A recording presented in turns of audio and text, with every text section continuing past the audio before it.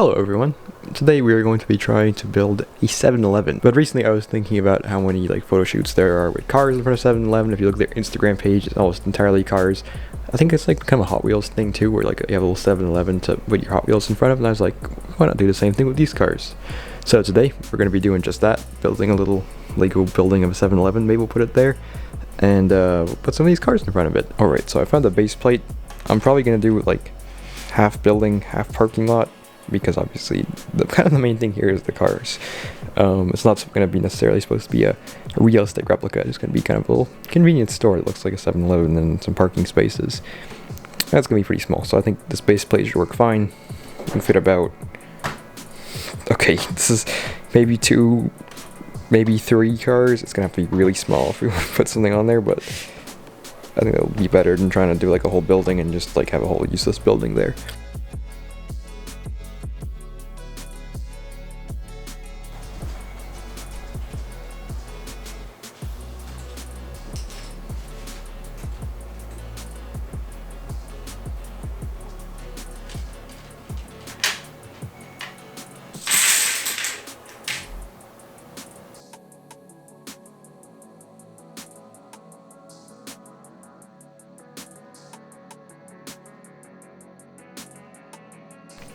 Okay, so there we have the parking lot and sidewalk kind of in place.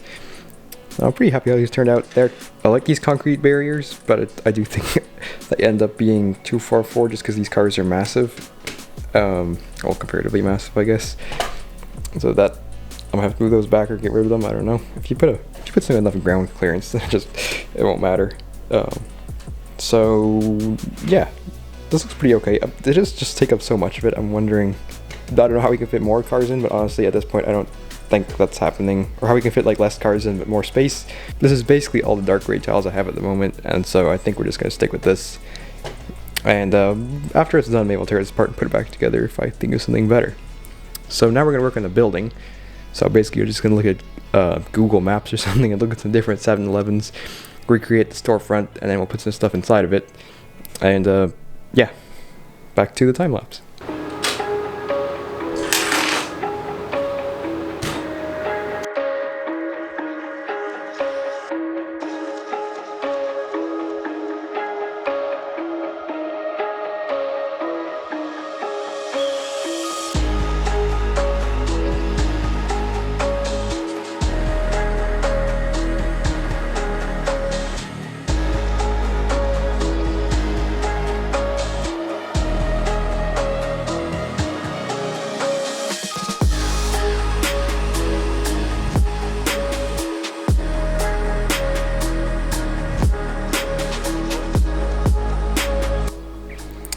Okay, so now we have something of a storefront building going up. It's very simple. It's got some door pieces, some windows, got a little bit of brick stuff going up and down the side, which I'm very glad, because otherwise it would look quite boring. I'm very glad that I happened to find this very old Lego Friends set in the bottom of a bin, and it happened to have all these nice pieces. So this building looks a lot nicer. Working on the logo, this does not look particularly great, so I'll mess with it some more.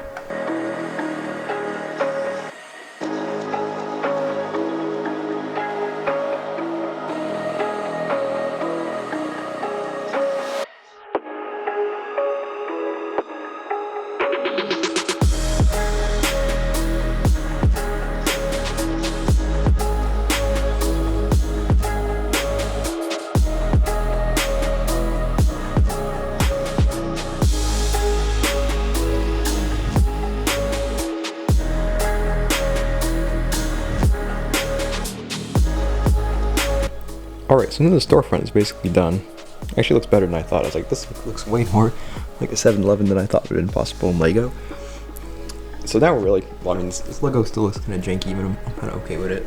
So now it's just basically clean this up a bit, add a little shelves in the interior. There's a lot of time lapses in this video, but there's not really much else to be done. So here we go again.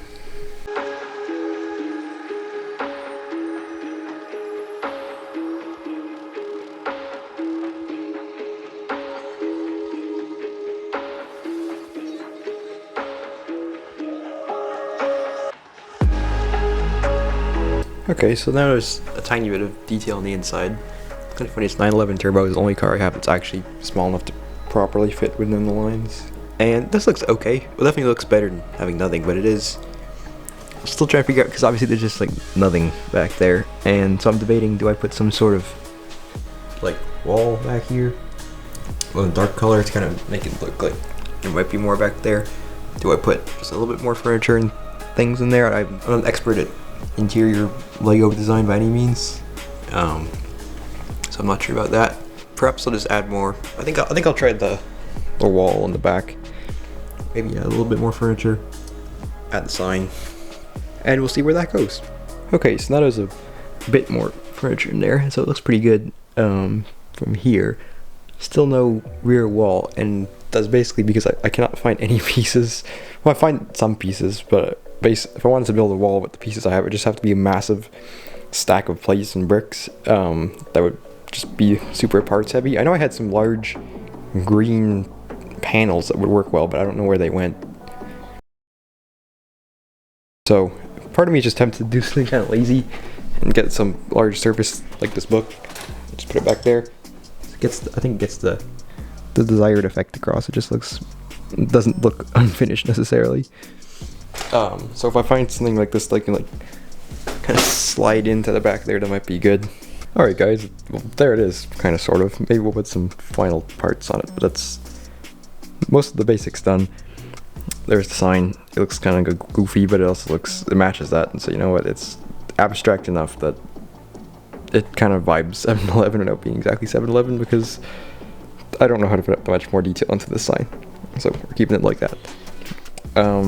Get some cars parked out front. They still don't fit very well. These parking spots are just so funny because I already made this so small, and these still don't fit very well. I'm not gonna lie, I feel kind of bad. I feel like I clickbaited you guys because I said we were building a 7-Eleven, and I built like this tiny little building. But I do think it looks pretty cool, especially from where you can't tell it's just a small building. And so yeah, let's clean up and then we'll get some cool footage of this. All right, guys, I put the proper background in place. Get some different cars up. I gotta say, it actually looks quite nice. Well, it looks quite nice with cars. If you take away the cars,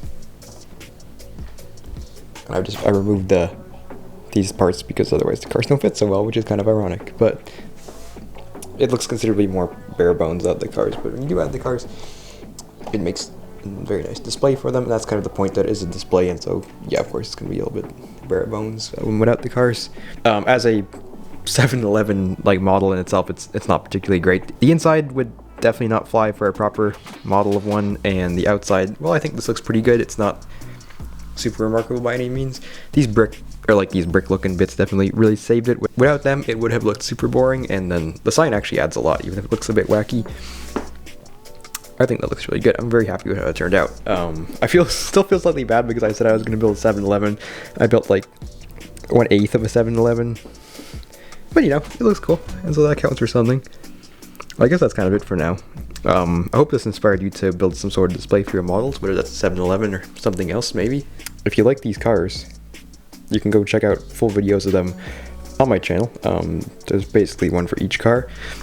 And yeah, that's about it. Thank you so much for watching.